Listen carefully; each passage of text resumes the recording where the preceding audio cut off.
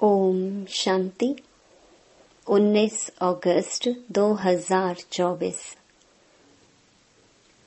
आज रक्षाबंधन के पावन पर्व की आप सभी भाई बहनों को हार्दिक शुभकामनाएं।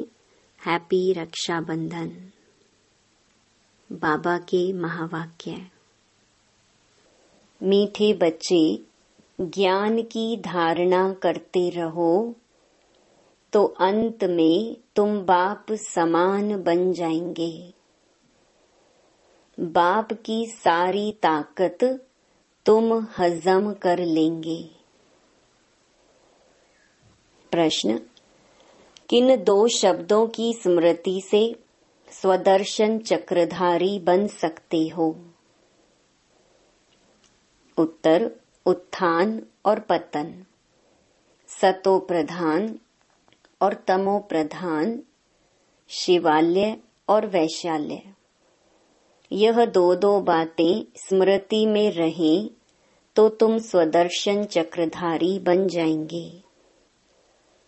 तुम बच्चे अभी ज्ञान को यथार्थ रीति जानते हो। भक्ति में ज्ञान नहीं है, सिर्फ दिल खुश करने की बातें करते रहते हैं। भक्ति मार्ग है ही दिल खुश करने का मार्ग। ओम शांति। मीठे मीठे रूहानी बच्चों प्रति बाप बैठ समझाते हैं। अब तुम बच्चों के लिए बाप कहते हैं, तुम कितने ऊंच थे। उत्थान और पतन का यह खेल है। तुम्हारी बुद्धि में अब है कि हम कितने उत्तम और पवित्र थे, अब कितने नीच बने हैं। देवी देवताओं के आगे तुम ही जाकर कहते हो, आप ऊंच हो, हम नीच हैं। पहले पहले यह पता नहीं था कि हम ही ऊंचते ऊंच और नीच बनते हैं। अभी बाप तुमको बताते हैं, मीठे मीठे बच्चे, तुम कितने ऊंच पवित्र थे, फिर कितने अपवित्र बने हो। पवित्र को ऊंच कहा जाता है, उसको कहा जाता है वाइसलेस वर्ल्ड। वहां तुम्हारा राज्य था जो फिर अब स्थापन कर रहे हैं। बाप सिर्फ इशारा देते हैं कि तुम बहुत उत्तम शिवालय सतयुग के निवासी थे। फिर जन्म लेते लेते आधा में तुम विकार में गिरे तो पतित विषयस बने। आधा कल्प विषयस रहे, अब फिर तुमको वाइसलेस सतो प्रधान बनना है। 2 अक्षर याद करना है। अभी यह है तमो प्रधान दुनिया। सतो प्रधान दुनिया की निशानी यह लक्ष्मी नारायण है। 5000 वर्ष की बात है। सतो प्रधान भारत में राज्य था। भारत बहुत उत्तम था, अभी कनिष्ठ है। वाइसलेस से विषयस बनने में तुमको 84 जन्म लगे। भल वहां भी थोड़ी थोड़ी कला कमती होती जाती है, परंतु कहेंगे तो संपूर्ण निर्विकारी ना। एकदम संपूर्ण निर्विकारी श्री कृष्ण को कहेंगे। वह गोरा था, अब सांवरा बन गया है। तुम यहाँ बैठे हो तो बुद्धि में रहना चाहिए कि हम शिवालय में विश्व के मालिक थे। दूसरा कोई धर्म ही नहीं, सिर्फ हमारा ही राज्य था। फिर 2 कला कम हुई। जरा जरा कला कम होते त्रेता में 2 कला कम हो गई। पीछे विषयस बनते हैं और गिरते गिरते छीछी बन जाते हैं। इसको कहा जाता है विषयस वर्ल्ड। विषय वैतरणी नदी में गोते खाते रहते हैं। वहां क्षीर सागर में रहते थे। तुम सारे वर्ल्ड की हिस्ट्री ज्योग्राफी को, अपने 84 जन्मों की कहानी को भी समझ गए हो। हम वाइसलेस थे, इनके राज्य में थे, पवित्र राजाई थी, उसको कहेंगे फुल स्वर्ग। फिर त्रेता में सेमी स्वर्ग। यह बुद्धि में तो है ना। बाप ही आकर सृष्टि के आदि मध्य अंत का राज समझाते हैं। मध्य में ही रावण आया है, फिर अंत में इस विषयस दुनिया का विनाश होगा। फिर आदि में जाने के लिए पवित्र बनना है। अपने को आत्मा समझ माँ मेकम याद करो। अपने को देह नहीं समझो। तुमने भक्ति मार्ग में वायदा किया था, बाबा आप आएंगे तो हम आपका ही बनेंगे। आत्मा बाप से बातें करती है। श्री कृष्ण कोई सर्व आत्माओं का बाप थोड़े ही था। आत्माओं का बाप तो निराकार शिव बाबा एक ही है। उस हद के बाप से हद का वर्षा, बेहद के बाप से बेहद का वर्षा भारत को मिलता है। इसलिए सतयुग को कहा जाता है शिवालय। शिव बाबा ने आकर देवी देवता धर्म की स्थापना की। यह तो सदैव याद रखना चाहिए। खुशी की बात है ना। अभी हम फिर शिवालय में जाते हैं। कोई मरता है तो कहेंगे स्वर्ग गया, परंतु ऐसे कभी कोई जाता नहीं। यह सब भक्ति मार्ग के गपोड़े हैं, दिल खुश करने के लिए। सच सच हेवन में तो अभी तुम जाने वाले हो। वहाँ कोई रोग आदि होते नहीं। तुम सदैव हर्षित रहते हो। तो बाप कितना सहज करके छोटे छोटे बच्चों को जैसे बैठ समझाते हैं। भल बाहर में कहाँ भी रहते तुम पद पा सकते हो। इसमें पवित्रता तो पहले मुख्य है। खान पान शुद्ध हो। देवताओं के आगे कभी सिगरेट बीड़ी आदि का भोग लगाते हो क्या? ग्रंथ के आगे कभी अंडे व बीड़ी आदि का भोग रखा है? ग्रंथ को समझते हैं। यह जैसे गुरु गोविंद का शरीर है। ग्रंथ को इतना मान देते हैं, यह गुरु की जैसे देह है। ऐसे सिख लोग समझते हैं। परंतु गुरु नानक ने थोड़े ही बैठ ग्रंथ लिखा है। नानक ने तो अवतार लिया। सिख लोगों की वृद्धि हुई, बाद में वह ग्रंथ आदि लिखे हैं। एक के बाद फिर सिख धर्म में आते गए हैं। पहले तो ग्रंथ भी इतना छोटा हाथ का लिखा हुआ था। अब गीता के लिए समझते हैं यह श्री कृष्ण का रूप है। ऐसे मानो जैसे नानक का ग्रंथ वैसे श्री कृष्ण की गीता गाई हुई है। श्री कृष्ण भगवानुवाच ही कहते रहते हैं। इसको कहा जाता है अज्ञान। ज्ञान तो एक परम पिता परमात्मा में ही है। गीता से ही सद्गति होती है। वह ज्ञान तो बाप के पास ही है। ज्ञान से दिन, भक्ति से रात होती है। अब बाप कहते हैं आत्मा को पवित्र बनाना है, उसके लिए मेहनत करनी पड़े। माया के तूफान ऐसे जबरदस्त आते हैं जो ज्ञान एकदम उड़ जाता है, किसको बोल भी ना सके। पहला काम विकार ही बहुत तंग करता है, उसमें ही टाइम लगता है तो 1 सेकंड में जीवन मुक्ति की बात। बच्चा पैदा हुआ और मालिक बना। तुमने पहचाना शिव बाबा आया हुआ है और वर्षे के हकदार बने। गीता भी शिव बाबा ने ही गाई थी। उसने ही कहा है माँ मेकम याद करो। मैं इस साधारण तन में आता हूँ। श्री कृष्ण साधारण थोड़े ही है। वह तो जन्म लेते हैं तो जैसे बिजली चमक जाती है, बहुत प्रभाव पड़ता है। इसलिए श्री कृष्ण का अब तक भी गायन करते हैं। बाकी शास्त्र आदि सब भक्ति मार्ग के हैं।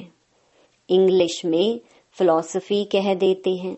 स्पिरिचुअल नॉलेज तो स्पिरिचुअल फादर ही दे सकते हैं। खुद कहते हैं मैं तुम्हारा स्पिरिचुअल फादर हूँ, ज्ञान का सागर हूँ। तुम बच्चे भी बाप से सीख रहे हो, ज्ञान को धारण कर रहे हो, फिर पिछाड़ी में बाप मिसल बन जाएंगे। सारा मदार धारणा पर है। फिर वह ताकत आ जाएगी बाप की याद से। याद को जौहर कहा जाता है। तलवारों में भी फर्क तो होता है ना। वही तलवार 100 रुपये वाली भी होती है, वही तलवार 3-4 हजार की भी होती है। बाबा तो अनुभवी है ना। तलवार का बहुत मान होता है। गुरु गोविंद सिंह की तलवार का कितना मान है। तो तुम बच्चों में भी योग का बल चाहिए।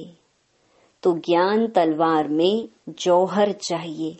जौहर आने से फिर जल्दी समझेंगे। ड्रामा अनुसार तुम मेहनत करते रहते हो। जितना जितना बाप को याद करेंगे, याद से ही पाप कटेंगे। पतित पावन बाप ही युक्ति बता रहे हैं। फिर कल्प बाद भी ऐसे ही आकर तुमको ज्ञान देंगे। इनको भी सब त्याग करा के ऐसे ही अपना रथ बनाएंगे। तुम बच्चों को वहाँ कितनी कशिश हुई, कैसे सब भागे। बाप में कशिश है ना। अभी तुमको भी ऐसा संपूर्ण बनना है, नंबरवार ही बनेंगे। यह राजधानी स्थापन होती है। सृष्टि चक्र को तो समझ लिया है, सतयुग आदि से कलयुग अंत तक। अभी है संगम युग। बाप को भी जरूर आना पड़े पावन बनाने। पावन अर्थात सतो प्रधान। फिर खाद पड़ती गई, अब वह खाद निकले कैसे। आत्मा सच्ची होती है तो जेवर भी सच्चा अर्थात गोरा शरीर होता है। आत्मा झूठी बनती है तो शरीर भी पतित होता है। ज्ञान के पहले तो यह भी नमन वंदन करते थे। लक्ष्मी नारायण का बड़ा चित्र ऑयल पेंट का गद्दी पर लगा रहता था। उनको ही बहुत प्यार से याद करते थे और कोई की याद नहीं। बाहर और तरफ ख्याल जाता था तो अपने को चमाट मारते थे। मन भागता क्यों है, दर्शन क्यों नहीं मिलता है। भक्ति मार्ग में था ना। फिर जब विष्णु का दर्शन हुआ तो भी कोई नारायण थोड़े ही हो गया। पुरुषार्थ तो जरूर करना होता है। एम ऑब्जेक्ट तो सामने खड़ी है। यह चैतन्य में थे जिनका जड़ चित्र बनाया है। बाप आया है पावन बनाने। नर से नारायण बनाते हैं। तुम भी उन्हों की राजधानी में थे। फिर ऐसा बनने का पुरुषार्थ करते हो तो अच्छी रीति फॉलो करना चाहिए। ब्रह्मा को देवता थोड़े ही कहा जाता है। विष्णु देवता ठीक है, मनुष्यों को तो कुछ पता नहीं। कहते हैं गुरु ब्रह्मा गुरु विष्णु। अब विष्णु गुरु किसका हुआ। सबको गुरु कहते रहते हैं। शिव परमात्मा नमः, उनको गुरु उनको परमात्मा कह देते हैं। सबसे बड़ा तो बाप है ना। उनसे हम यह सीख रहे हैं, औरों को सिखलाने लिए। सतगुरु जो तुमको समझाते हैं वह तुम औरों को समझाते हो। गुरु को ऐसे नहीं कहेंगे कि यह बाप है, टीचर है। नहीं तो यह सारी नॉलेज तुम्हारी बुद्धि में होनी चाहिए। हम शिवालय में थे, अभी वैश्यालय में पड़े हैं। फिर अब शिवालय में जाना है। भल कहते हैं ब्रह्म में लीन हो गया, ज्योति ज्योत समाया, परंतु आत्मा तो अविनाशी है। हरेक में अपना अपना पार्ट भरा हुआ है, सब एक्टर्स हैं, उनको अपना पार्ट बजाना ही है, वह कभी मिट नहीं सकता। जो भी सारी दुनिया की आत्माएं हैं, उनको पार्ट बजाना है, जैसे कि नए सिर शूटिंग होती जाती है। परंतु यह अनादि शूटिंग हुई पड़ी है, यह वर्ल्ड की हिस्ट्री ज्योग्राफी रिपीट होती रहती है। यह वंडरफुल सितारा है जो भ्रकुटी के बीच चमकता है, कभी घिसता ही नहीं।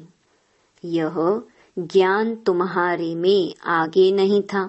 वंडर ऑफ वर्ल्ड, हेवन अथवा स्वर्ग नाम सुनकर दिल खुश होता है। अभी तो सतयुग है नहीं, अभी है कलयुग, तो पुनर्जन्म भी कलयुग में ही लेंगे। जाना तो सबको जरूर है, परंतु पतित आत्माएं तो जान न सके। अभी तुम बच्चे पावन बनते हो योग बल से। पावन दुनिया गॉड फादर ही स्थापन करते हैं, फिर रावण हेल बनाते हैं। यह तो प्रत्यक्ष है ना, रावण को जलाते हैं ना। मनुष्य तो कहते हैं यह अनादि चला आता है, परंतु कब से शुरू होता यह भी किसको पता नहीं है। आधा आधा तो कर न सके, क्योंकि लाखों वर्ष कह देते हैं। कलयुग को फिर 40,000 वर्ष कह देते हैं, तो मनुष्य घोर अंधियारे में है ना। अज्ञान नींद से जागना बड़ा मुश्किल है, जागते ही नहीं है। अभी है संगम युग, जबकि बाप आकर पावन बनने की युक्ति बताते हैं। तुम पावन होंगे तो पावन दुनिया स्थापन हो ही जाएगी, यह पतित दुनिया ही खलास हो जाएगी।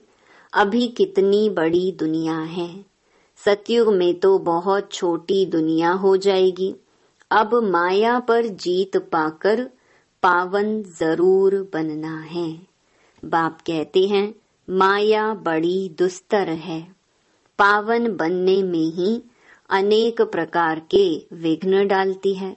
पवित्र बनने की हिम्मत रखते हैं, फिर माया आकर क्या हाल बना देती है, घूंसा लगाकर गिरा देती है, की कमाई खत्म कर देती है। फिर बहुत मेहनत करनी पड़ती है। कोई तो गिरते हैं फिर मुंह भी नहीं दिखाते हैं, फिर इतना ऊंच पद पा न सकी। पुरुषार्थ पूरा होना चाहिए, फेल नहीं होना चाहिए। इसलिए कोई गंधर्वी विवाह भी करके दिखाते हैं। सन्यासी लोग कहते शादी की और पवित्र रहें, यह तो इम्पॉसिबल है। बाप कहते हैं पॉसिबल है, क्योंकि प्राप्ति बहुत है। यह अंतिम एक जन्म तुम पवित्र बनेंगे तो तुमको स्वर्ग की बादशाही मिलेगी। क्या इतनी बड़ी प्राप्ति के लिए तुम एक जन्म पवित्र नहीं रह सकते हो? कहते हैं बाबा हम जरूर रहेंगे। सिख लोग भी पवित्रता का कंगन डालते हैं। यहाँ कोई धागा आदि बांधने की दरकार नहीं, यह तो बुद्धि की बात है। बाप कहते हैं माँ में कम याद करो। बच्चियां बहुतों को सुनाती हैं, परंतु बड़े आदमियों की बुद्धि में बैठता थोड़े ही है। बाप कहते हैं पहले उनको अच्छी रीति से समझाओ। यह सब प्रजापिता ब्रह्मा की औलाद हैं। शिव बाबा से वर्षा मिल रहा है, पतित से पावन बनना है। अब बाप कहते हैं माँ में कम याद करो, ऐसा तो कोई कह न सके। पहले तो उनकी बुद्धि में बिठाना है भारत वाइसलेस था, अभी विशियस है, फिर वाइसलेस कैसे बनेगा? भगवानुवाच मामेकम याद करो। बस इतना कहे तो भी अहोभाग्य, परंतु इतना भी कह नहीं सकेंगे, भूल जाएंगे। बाबा ने समझाया था, उद्घाटन तो बाप ने कर दिया है, बाकी तुम निमित्त कर रहे हो, फाउंडेशन लगा दिया है, बाकी अब सर्विस स्टेशन का उद्घाटन होता है। यह तो गीता की ही बात है। गीता में भी है, हे बच्चों, तुम काम पर जीत पहनो तो ऐसे जगत जीत बनेंगे। 21 जन्मों के लिए भल खुद ना बने, औरों को तो समझाएं। ऐसे भी बहुत हैं, औरों को उठाकर खुद गिर पड़ते हैं। काम महाशत्रु है, एकदम गटर में गिरा देता है। जो बच्चे काम पर जीत पाते हैं वही जगत जीत बनते हैं। अच्छा, मीठे मीठे सिक्के लधे बच्चों प्रति माता पिता बाप दादा का याद प्यार और गुड मॉर्निंग। रूहानी बाप की रूहानी बच्चों को नमस्ते। धारणा के लिए मुख्य सार। पहला, इस अंतिम जन्म में सर्व प्राप्तियों को सामने रख पावन बनकर दिखाना है। माया के विघ्नों से हार नहीं खानी है। दूसरा, एम ऑब्जेक्ट को सामने रख पूरा पुरुषार्थ करना है। जैसे ब्रह्मा बाप पुरुषार्थ कर नर से नारायण बनते हैं, ऐसे फॉलो कर गद्दी नशीन बनना है। आत्मा को सतो प्रधान बनाने की मेहनत करनी है। वरदान, अधिकारी बन समस्याओं को खेल खेल में पार करने वाले हीरो पार्टधारी भव। चाहे कैसी भी परिस्थितियां हो, समस्याएं हो, लेकिन समस्याओं के अधीन नहीं। अधिकारी बन समस्याओं को ऐसे पार कर लो जैसे खेल खेल में पार कर रहे हैं। चाहे बाहर में रोने का भी पार्ट हो, लेकिन अंदर हो कि यह सब खेल है, जिसको कहते हैं ड्रामा। और ड्रामा के हम हीरो पार्टधारी हैं। हीरो पार्टधारी अर्थात एक्यूरेट पार्ट बजाने वाले। इसलिए कड़ी समस्या को भी खेल समझ हल्का बना दो, कोई भी बोझ ना हो। स्लोगन, सदा ज्ञान के सिमरण में रहो तो सदा हर्षित रहेंगे। माया की आकर्षण से बच जाएंगे। ओम शांति।